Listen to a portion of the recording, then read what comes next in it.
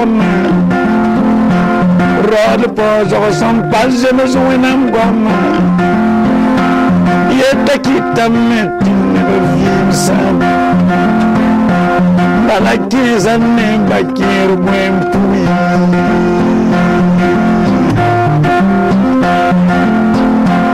rod pozo som paze me zoenam goma rod pozo som paze me zoenam goma rod pozo som paze me zgris kwega Não aqui também que não quero vir sama e aqui também que não uso me bateu lá aqui também que uso que é muito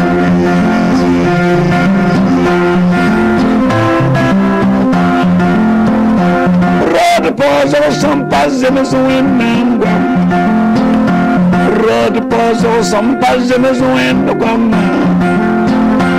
Yão aqui também tem uso tensão Yão aqui também tem uso rodo Yão aqui também tem uso bastante rodo pozo são pazes mas um endo guama rodo pozo são pazes mas um endo guama Rod pozo som paze mais um indo bunda. Au nom de Jésus-Christ, te supplions, sois avec nous dans ta parole. Au nom de Christ Jésus. Détruis toute forme d'effroi et bénis ceux qui vont t'écouter. Au nom de Jésus. Gloire à Dieu. Nous voulons nous entretenir sur la parole de Dieu. Et le thème de notre entretien s'intitule Un encouragement qui désobéit l'autorité de Dieu. Quelqu'un qui encourage autrui. Et cela n'est pas en accord avec l'ordre de Dieu. Il s'agit de cela que nous voulons nous éclairer. Pour cette raison, nous lisons dans Matthieu 16, 21 à 24. Dans ce passage, il nous est dit dès lors, Jésus commença à faire connaître à ses disciples qu'il fallait qu'il allât à Jérusalem et qu'il souffrit beaucoup de la part des anciens, des principaux sacrificateurs et des scribes, qu'il fut mis à mort et que le troisième jour il le ressuscita. Pierre l'ayant pris à part se mit à le reprendre et dit Seigneur, à Dieu ne plaise, cela ne t'arrivera pas.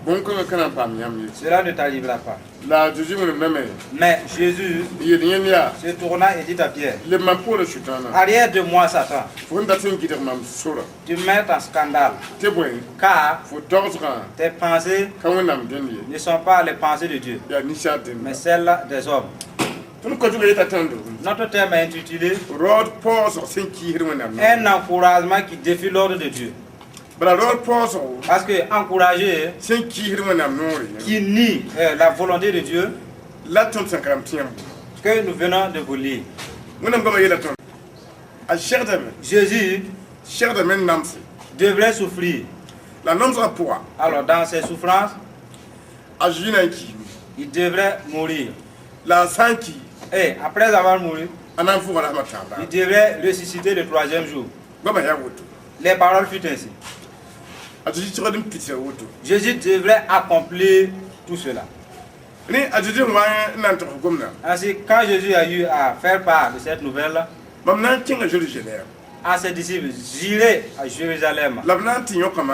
Ils vont m'arrêter là-bas. Premièrement, ils vont me faire souffrir. Secondo, ils vont me tuer. 3 jours après, ils seraient ressuscités. Pierre a pris Jésus. Et je voulais te voir là. Et le Seigneur ne permettra pas cela. Non, non, à Dieu le plaît. Jésus qui avait le don de discernement et de connaissance, il a en même temps appelé Pierre. Pierre, cette parole n'est pas de Dieu. Pour cela, je ne vais pas t'écouter. La parole que tu viens de prononcer là, elle est humaine. Elle ne vient pas du ciel. Ça c'est que si Jésus avait accepté cet encouragement, il allait obéir au diable. Et l'obéissance au diable ne sert pas. Raison pour laquelle, dans plusieurs cas, alors les gens sont encouragés dans leur péché, dans leur mauvais comportement, que rien ne les arrivera pas. Si vous faites ainsi, et pourtant Dieu dit, l'obéissance amène la joie, la désobéissance envoie la pauvreté et le châtiment. Et vous dites aux rebelles qu'il sera béni. Et cela n'est pas en accord avec la parole de Dieu. Qui va accomplir cela? Votre encouragement ne peut jamais l'accomplir. Parce que c'est Dieu seul qui parle et qui accomplit sa parole. Raison pour laquelle nous devons parler des paroles selon lesquelles Dieu accomplit. Alors si tu parles de bonnes paroles dont Dieu n'accomplira pas, premièrement, les gens vont tisser des relations d'amitié avec toi. Ils seront heureux avec toi. Mais puisque ce n'est pas vrai pour que Dieu puisse accomplir cette promesse, les disputes et les querelles qui vont surgir avec les angoisses seraient plus que la joie que tu leur avais donnée. Dis premièrement la vérité à la personne. Voici telle et telle chose va t'arriver. Et en cela, il serait au courant de ça. Et si tu ne l'avertis pas à la vérité, et il attend. Après, rien ne se passe. Il est attristé. Il dit, toi tu me trompes. Toi tu es un menteur. Premièrement, toi qui l'as trompé en n'ayant pas dit la vérité, toi tu n'es pas en accord avec Dieu, tu n'es plus en accord avec l'homme que tu viens de tromper. L'encouragement qui nie l'ordre de Dieu a des conséquences. Car alors il envoie la destruction d'amitié. Tout serviteur qui encourage les gens dans leur péché, qu'il ne les avertit pas de se repentir et de se confesser, après la confession, Dieu viendra sur lui. Vous et ceux qui vous écoutent, vous serez en désaccord et en discorde.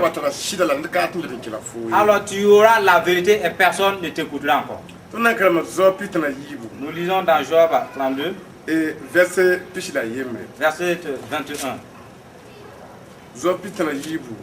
Job 32. Que nous allons lire.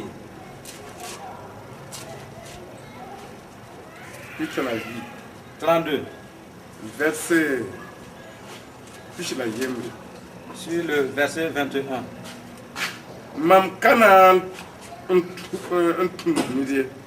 Je n'aurai point égard à l'apparence. Je ne flatterai personne. Car je ne sais pas flatter. En parlant des flatteries, mon Créateur m'enlèverait bien vite. Voyez, je ne sais pas des paroles de flatterie.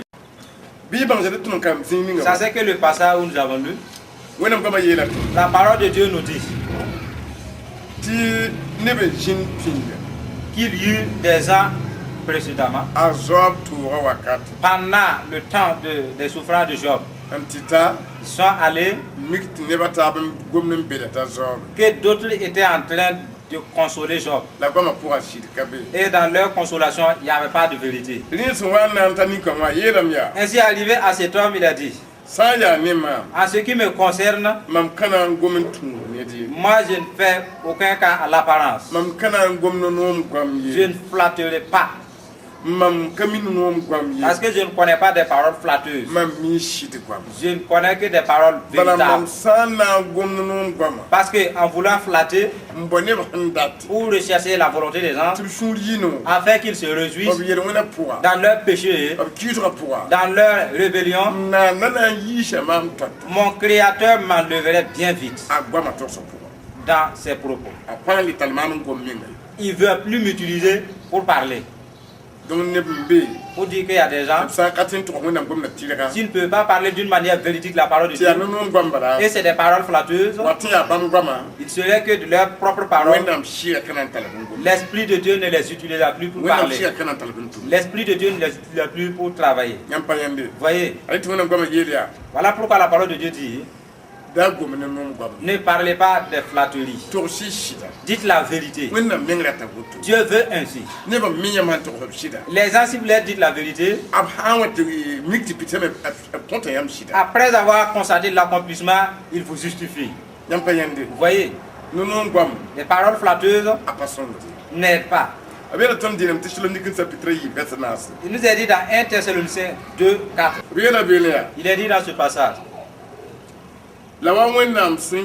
mais selon que Dieu nous a jugés dignes de nous confier l'évangile, ainsi nous parlons, non comme pour plaire à des hommes, mais pour plaire à Dieu qui sonde nos cœurs. Vous voyez, si Dieu regarde que tu peux annoncer sa parole afin que les gens croient et que lui il travaille là-dessus, que ce que tu as parlé vient de lui et ce que tu as dit est droite, l'apôtre a dit: nous ne parlons pas pour plaire aux hommes, pourvu que Dieu puisse travailler là-dessus. C'est à cela que nous parlons. Ainsi, si nous disons que les temps sont difficiles et nous les privons de la vérité, vous ne serez pas en accord avec Dieu. Également, vous ne serez pas en accord avec les hommes. Parce que le mensonge a une fin. La fin, c'est la désolation. Dieu recherche la vérité. 2 Rois chapitre 17 verset 26. Dans ce passage, il nous est dit: on dirait au roi d'Assyrie, les nations que tu as transportées, établies dans les villes de Samarie, ne connaissent pas la manière de servir le Dieu du pays. Et il a envoyé contre elles les lions qui les font mourir. Parce qu'elles ne connaissent pas la manière de servir le Dieu du pays. La parole de Dieu nous dit ici, dans le livre des 2 Rois, que le peuple de Dieu était vaincu. Quand ils se sont retournés, ils ne disaient plus la vérité, ils ne voulaient plus obéir à Dieu. C'est en ce moment que Dieu les a laissés assujettis par leurs ennemis. Et ils les ont amenés chez eux. Dieu les a avertis: vous qui êtes, disez-vous les vérités les uns les autres. Ne vous amusez pas de ma parole. Obéissez à mes commandements. Alors ils ont pris cela comme des hérésies. En ce moment, Dieu a laissé des nations étrangères qui ne connaissent pas Dieu, viennent avec force et puissance les assujettir. Et ils les ont amenés en captivité. Et d'autres ont été délégués et restés dans le pays. Puisque les autres nations suivaient leur Dieu, ils ont choisi d'autres personnes également qui ne connaissent pas la parole de Dieu. Ils ne connaissent pas les commandements de Dieu. D'aller résider au pays de Dieu et travailler avec Dieu dans ses paroles du fait qu'ils ne connaissent pas Dieu. Ça c'est qu'ils sont allés. Dans peu de temps, une nouvelle est venue. Les gens que tu as envoyés au peuple d'Israël, quand les gens, les ennemis sont allés, ils ne connaissent pas la parole de Dieu. Ils ne connaissent pas la vérité de Dieu. Cela a fait que Dieu a envoyé des lions pour les dévorer. Quelqu'un qui ne connaît pas la parole de Dieu. Quelqu'un qui ne peut pas parler d'une manière droite. Les lions de brousse s'emparent d'eux. Si vous ne le connaissez pas et vous les imitez, les lions existent de nos jours et ils sont des sorciers. Les sorciers peuvent assujettir les évangélistes puisqu'ils ne connaissent pas comment prononcer les commandements de Dieu. Et pourtant ils veulent collaborer avec Dieu. Les lions vont vous dévorer. Et de regarder, les sorciers dominent le peuple de Dieu. Pourtant c'est un peuple de Dieu qui ne dit pas la vérité. Ils encouragent les gens dans leur péché. Vous voyez, rien ne te fera, quelque chose va te faire. Si par exemple nous lisons dans Ésaïe 57, 20. Ésaïe 57, 20.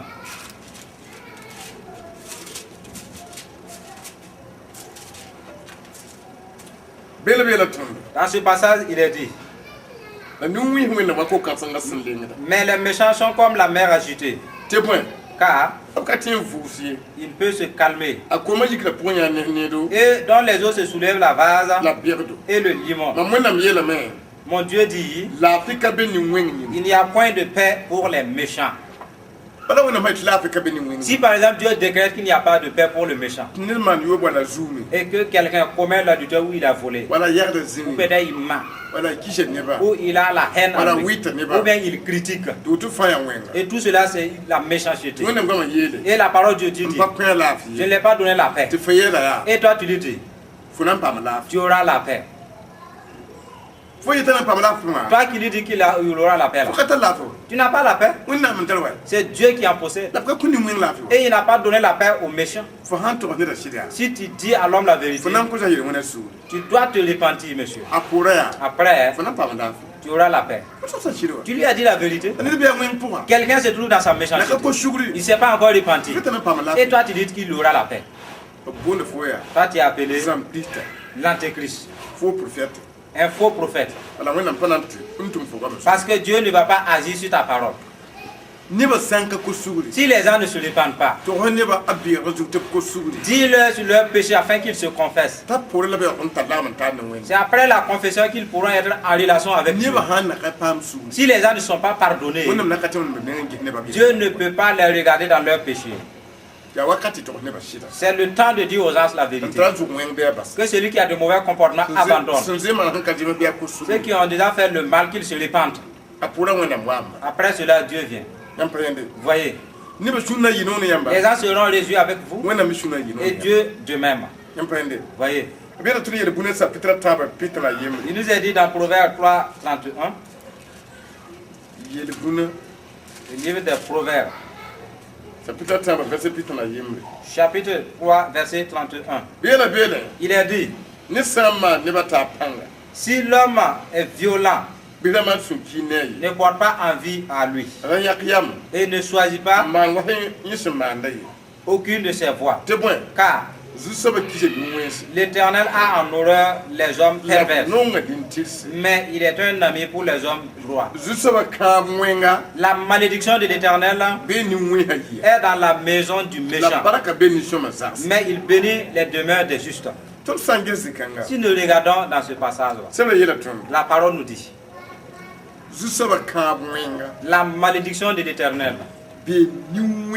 se trouve sur le méchant qui a commis le péché et qui ne sait pas, il n'a pas encore le pardon. La malédiction se trouve dans leur demeure. Alors, arrivé si le problème de la famille n'est pas résolu, et de là tu pars bénir la maison, c'est pas que tu ne béniras pas, c'est pas en accord avec la parole de Dieu. Il faut que l'homme s'humilie. Il fait sortir l'iniquité de sa famille avec la repentance. La femme doit demander pardon à son mari autant que le mari également. Les enfants doivent se réconcilier avec leurs parents. Ensemble, ils vont confesser leurs péchés et se repentir. C'est à cela que la malédiction est ôtée. Maintenant, si tu décrètes la bénédiction de Dieu, Dieu bénit. Voyez, raison pour laquelle nous devons demeurer sur la parole de Dieu. La parole de Dieu nous dit qu'une maison peut être maudite si elle ne revient pas en Dieu. La malédiction se transforme en maladie pour le Dieu. Et toutes les malédictions sont possédées par le diable. Nous devons apprendre à savoir qu'est-ce qui engendre la malédiction et faisons de sorte pour les faire sortir. Si dans la famille vous querellez, cela invoque la malédiction.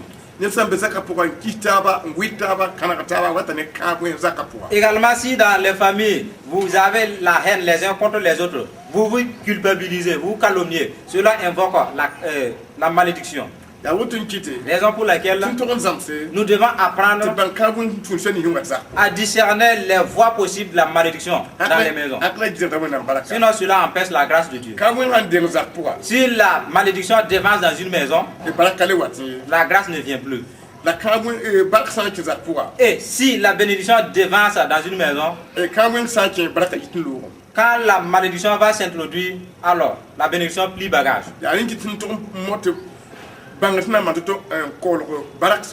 Nous devons nous efforcer pour protéger la bénédiction dans nos familles. Voyez, nous lisons dans Ésaïe 48, 17. Ésaïe 48, 17. Dans ce passage, la parole de Dieu nous dit: ainsi parle l'Éternel, le Saint d'Israël, ton Rédempteur. Moi, l'Éternel, ton Dieu, je t'instruis pour ton bien. Je te conduis dans la voie que tu dois suivre. Oh, si tu étais attentif à mes commandements, ton bien-être serait comme un fleuve et ton bonheur comme les flots de la mer. Ta postérité serait comme le sable de la mer et les flux de tes entrailles comme les grains de sable. Si nous regardons dans ce passage, Dieu dit, il y a plusieurs sortes d'instructions sur terre. Maintenant, je conduis l'homme ou la femme qui marche sur ma parole, qui chemine sur mon instruction. Vous devez vous efforcer pour prendre l'instruction. Car si Dieu conduit quelqu'un sur ses instructions et tu ne cherches pas à apprendre la parole de Dieu, où est-ce qu'il va t'accompagner? Reçois l'enseignement. Accepte que Dieu te conduise maintenant. C'est impératif que tout être humain accepte l'instruction divine. Après l'acceptation, la conduite de Dieu survient. Raison pour laquelle Jésus a commandé d'enseigner aux gens. Tous ceux qui ont accepté l'enseignement, Dieu décrète qu'il les accompagne. Il continue en disant qu'il les promet la paix. Et parce qu'il marche dans son instruction, la paix serait comme les flots de la mer. En plus, leurs noms ne seront point effacés de devant lui. Pour dire que l'enseignement n'est pas une chose légère. Premièrement, Dieu t'accompagne. Ce qui suit, la paix comme les flots de la mer. Troisièmement, la vie éternelle. Pour dire que l'instruction est bonne. Et si nous détestons l'instruction et de là nous voulons la vie, il faut que nous acceptons l'instruction. Cela va nous aider. Il nous parle encore dans Job 39, verset 13. L'aile de l'autruche se déploie joyeuse. On dirait l'aile le plumage de la cicogne. L'autruche abandonne ses œufs à la terre et les fait chauffer sur la poussière. Elle oublie que le pied peut les écraser, qu'une bête des champs peut les fouler. Elle est dure envers ses petits comme s'il n'était point à elle. Elle ne s'inquiète pas de l'inutilité de son enfantement, car Dieu lui a refusé la sagesse. Il ne lui a pas donné l'intelligence en partage. Vous voyez? La parole de Dieu dit, l'autruche, c'est moi qui l'ai créé. Alors elle peut plus voler, elle peut pas voler. Alors quand elle va courir, alors elle court plus qu'un cheval. Quand elle veut pondre des œufs, alors elle cherche un lieu où elle désire. Elle commence à pondre ses œufs. Elle ne pense pas que quelque chose peut l'arriver. Pour dire qu'elle a une confiance et la foi en Dieu. Vous voyez? L'autruche, elle ne cherche pas un coin, un cachet pour mettre son œuf. C'est sous le soleil brillant qu'il met son œuf. Dieu dit, quand je partageais la sagesse, je l'ai privé de la sagesse. Puisque quelqu'un que je n'ai pas donné quelque chose, la personne ne peut pas rendre en possession de cette chose. Puisque je ne rends pas innocent le méchant, le méchant, je ne lui donne pas la paix. Personne ne peut lui donner ces choses. À moins que la personne s'est repentie. Raison pour laquelle Dieu dit, moi qui ai créé l'autruche et j'ai partagé la sagesse, je ne l'ai pas donné. Vous voyez? Si Dieu ne vous donne pas la sagesse, l'intelligence, vous êtes comme l'autruche. Si Dieu ne vous donne pas de fortune, vous êtes pauvre. Vous voyez? C'est Dieu qui donne. Nous devons demeurer sur la parole de Dieu. Disons aux anges, si vous voulez que la parole de Dieu s'accomplisse sur vous, ne vous amusez pas avec le péché. Si vous en pensez, allez-y vous repentir. En cela, la grâce de Dieu sera en permanence sur vous. Il nous a dit dans Hébreux 2, 4. Hébreux chapitre 2, verset 4.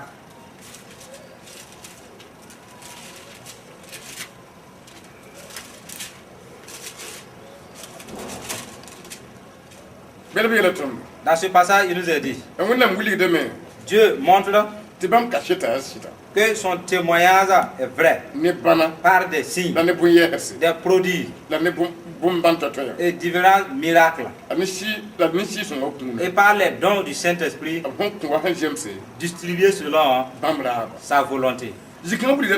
Et ce passage nous montre que Dieu montre que son témoignage est vrai.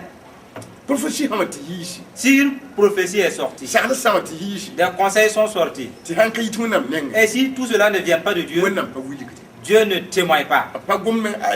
Il n'en évoque même pas le cas.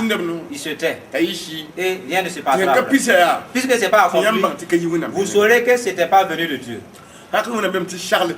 Sinon Dieu dit que tout conseil qui vient de lui, toute prophétie qui vient de lui, il les accomplit, ces paroles. Maintenant, nous qui ne voulons pas écouter Dieu, nous sommes trop fatigués par les trompeurs. Toi, tu as commis un péché et le péché empêche ta grâce. Et tu viens maintenant te disant que Dieu va résoudre ton problème. Et pourtant, tu n'es même pas pardonné de ton problème, ton péché. C'est une tromperie. J'ai dit dans Psaume 68, 3. Psaume 68, 3.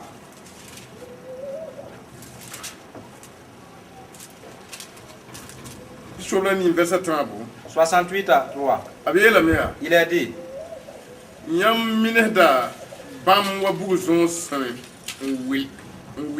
tu les dissipes comme la fumée se dissipe.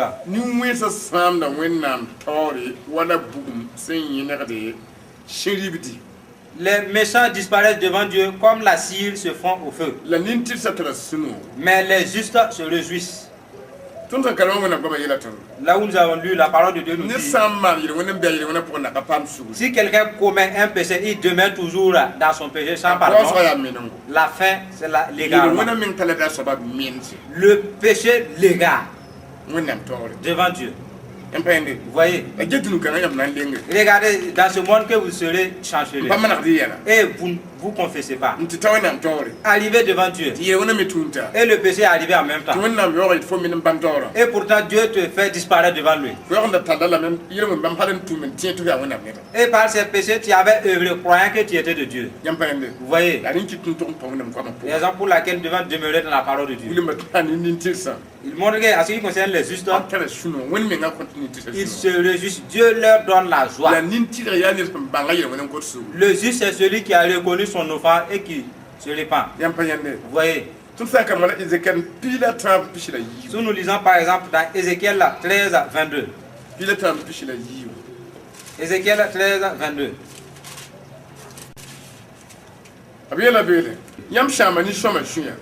Vous avez attristé. Vous avez affligé le juste par vos mensonges. Quand moi-même je l'ai point attristé. Parce que vous fortifiez les mains du méchant pour l'empêcher de quitter sa mauvaise voie et pour le faire vivre. Maintenant, vous n'aurez plus de vaine vision et vous ne prononcerez plus d'oracle. J'ai délivré de vos mains mon peuple et vous saurez que je suis éternel. Là où nous avons lu, il y a eu une génération que le peuple de Dieu était flatté et l'esprit de mensonge possédait les gens et les gens succombaient dans les problèmes. Et Dieu a parlé à Ézéchiel. Ézéchiel dit au peuple que les paroles qui vous sortent, que je n'agis pas là-dessus, ils détruisent les cœurs de ceux qui l'écoutent. Puisque les cœurs des justes sont affligés, si tu dis à un juste une parole, alors elle ne prend pas cette parole à la légère. Puisque le juge sait que Dieu s'en est éloigné du mensonge, il s'efforce pour prendre la parole. Maintenant, le juste a un caractère. Alors si ta parole, tu l'as dit, si ça ne s'accomplit pas, il est affligé. Ce qui suit, sa foi commence à périr. Et maintenant, il refuse et le bien et le mal en même temps. Puisqu'il ne sait pas discerner. Alors, ce fut ainsi dans cette génération. Ils affligeaient le cœur des justes avec le mensonge. C'est la parole de Dieu qui nous a dit. Le mensonge afflige le cœur. Puisque ces paroles mensongères ne s'accomplissent pas. De nos jours, beaucoup de gens vivent de mensonges. Que c'est Dieu qui a dit. Et cela n'est pas accompli. L'homme croit de tout cœur. Il attend en vain. Et il est affligé. Et il se pose des questions. Où irai-je pour suivre Dieu? En quel cas je verrai un juste pour qu'il m'aide? Celui dont moi je me confiais, il parle et cela ne s'accomplit pas. Vous voyez les conséquences quand j'entre les mensonges. Raison pour laquelle nous devons être vigilants. La parole de Dieu nous dit, il ne veut pas que celui qui l'obéit soit affligé.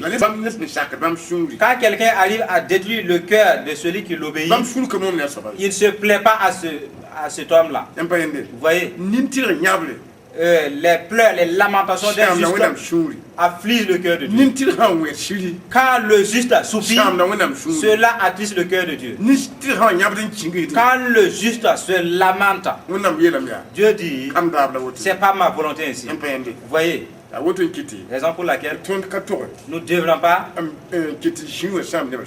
et avec nos mensonges, affliger les cœurs des gens. Et arriver a affirmé, j'empêcherai les visions que ces gens voyaient. De nos jours, ces problèmes sont remplis dans nos églises. Arrivé au lieu de prier, il dort. Et les démons envoient des visions de sorcellerie. Et les démons les flattent. Alors il se lève et prophétise à l'église. Alors dans la nuit, j'ai vu Maman Utel. La nuit, j'ai vu le pasteur. Et la nuit, en son Dieu m'a montré une telle vieille, mais elle est une sorcière. Alors, et les peureux commencent à trembler. En ce moment, vous verrez que puisque ces prophéties sont sorties, l'église est remplie de tremblements et d'angoisse. Dieu dit, je ne veux pas que mon peuple soit affligé. Je suis le Dieu qui hait les détresses. Et le mensonge afflige le cœur. Vous voyez, les gens doivent marcher dans la parole de Dieu. Il nous est dit dans Ésaïe 9, 10. Ésaïe chapitre 9, verset 10. Il est dit,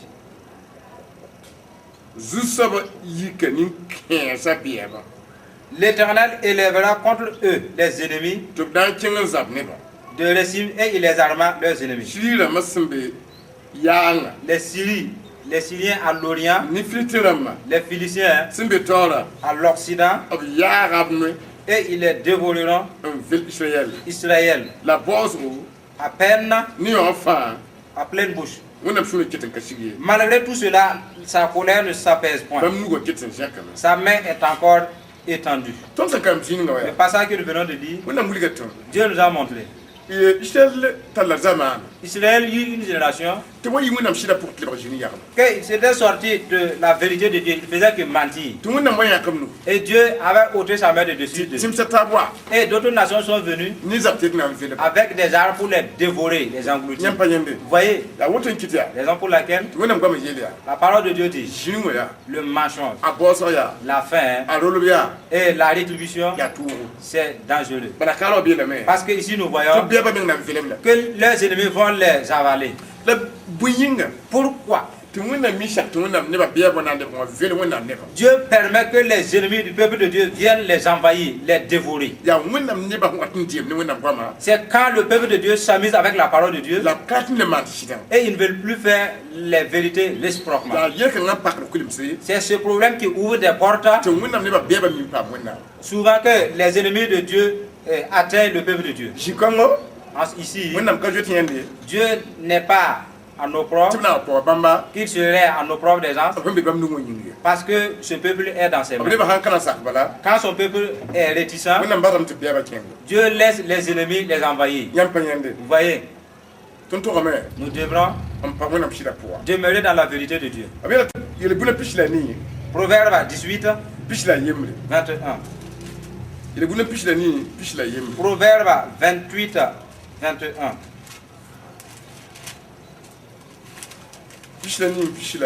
Proverbe chapitre 28, verset 21. Il est dit, si tu blasphèmes quelqu'un, il n'est pas bon. Et malgré tout, il y a des gens qui font le mal pour un morceau de pain. Le passage que nous venons de lire nous dit, si tu arrives à faire acception de personne, c'est mauvais. Et néanmoins du reste, pour peu de nourriture, des gens gagnent de cela, ou pour peu de pain, alors fait que les gens trient leur prochain. Attends, si tu lui fais un petit don, alors ta prière est peu. Alors si tu vas lui donner une forte somme, alors ta prière prend un temps énorme. Alors ils vont fouiller les recoins. Même si la prophétie est très loin, elle doit venir. Pour dire que pour peu de Pour un morceau de pain, les gens se livrent au péché. Et cela n'est pas digne. Dites-vous les vérités réciproquement. Car Dieu demeure dans la vérité.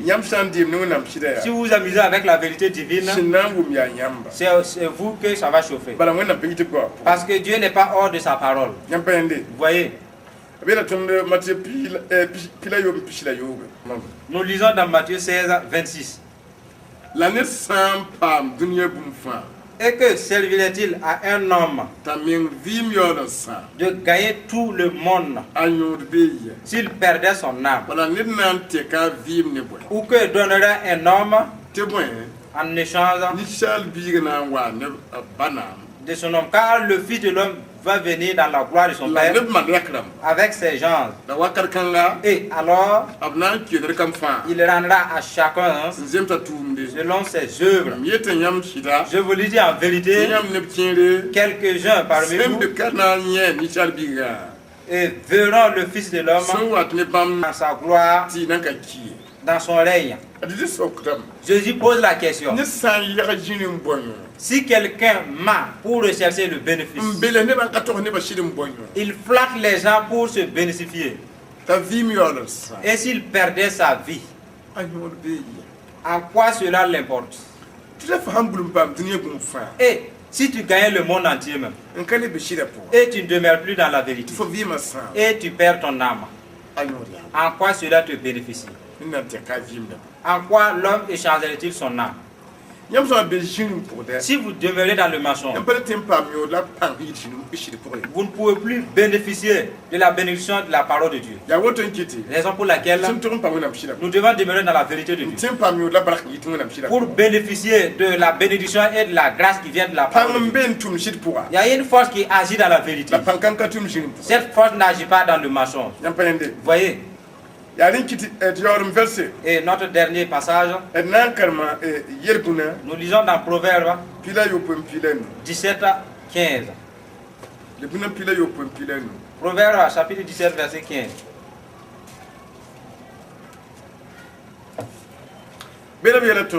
Dans ce passage, il nous est dit: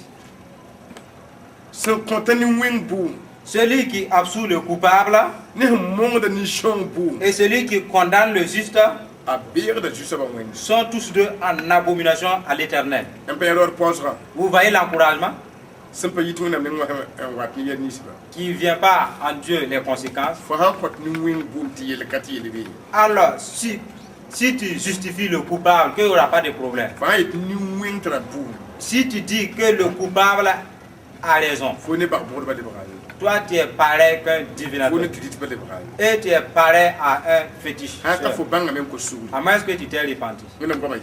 La parole de Dieu dit: celui qui rend le coupable innocent,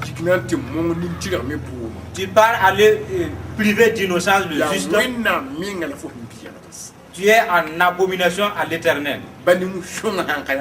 Même si le juste n'ouvre pas sa bouche. Puisqu'il est innocent, tu le prives de cette innocence. Tu dis qu'il a commis l'adultère et pourtant il n'a pas commis. Tu dis qu'il est sorcier, il n'est pas sorcier. Tu l'accuses de voler et pourtant il n'est pas voleur. Tu dis qu'il est ivrogne et pourtant il ne l'est pas. Toi qui dis que tu l'as vu avec une femme et cela n'est pas vrai. La parole dit: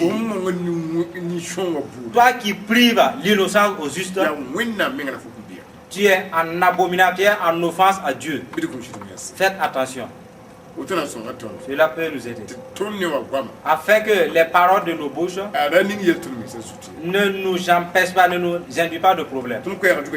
Notre thème est intitulé un encouragement qui nie l'ordre de Dieu a des problèmes. Toi qui encourages les coupables, et ils vont demeurer dans leur confort croyant que c'est bien, la récompense des problèmes. Et cela est en offense à Dieu. Dites la vérité aux gens.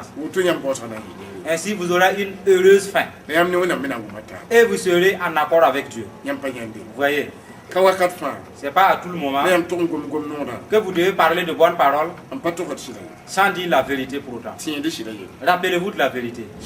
La vérité, alors, serre le visage, mais elle rétablit le cœur. puisque Dieu agit sur la vérité. Vous voyez? Nous allons prier Dieu pour vous, vous qui avez écouté. Notre Père Dieu Tout-Puissant, les gens t'ont écouté. Ils avaient ce type de problème. Ils ont été encouragés que l'Éternel les avait exaucés et pourtant cela ne s'est jamais accompli. Il dit qu'il n'y aura pas de problème sur eux et leur pauvreté, leur misère perdue. Puisqu'ils ont entendu, alors ils sont éclairés. Nous te supplier, aide-les afin qu'ils demeurent dans la vérité, car tu agis dans la vérité. Et ceux qui encourageaient les autres, et leur encouragement n'est pas digne, et ils sont en offense à toi, alors en écoutant cela, s'ils décident pour se repentir, et si c'est de tout leur cœur, pardonne à ces gens-là et pardonne-les totalement et bénis-les en retour, aide-les à demeurer dans la vérité, bénis les auditeurs au nom de Jésus-Christ. De forodo, idor com paco suri to paz de forodo, ti urama paco suri to paz de forodo.